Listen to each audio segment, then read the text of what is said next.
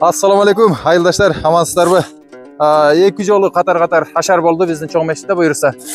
Бүгүнкү эң чоң жаңылыктардын бири ушул ашкананын ичиндеги тартылган родбанктарын бардыгын ушул Канат бир тууганыбыз алып бериптир. Алла разы болсун. Бу дагы болсо чоң салым.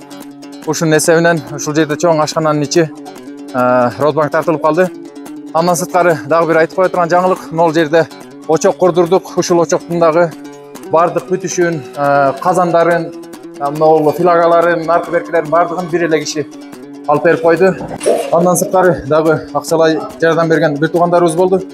Анан биякта биздин азаматтар колдон келишинче жапатырмага аракет кылышып атат. Кенже Батыр, ассаламу алейкум.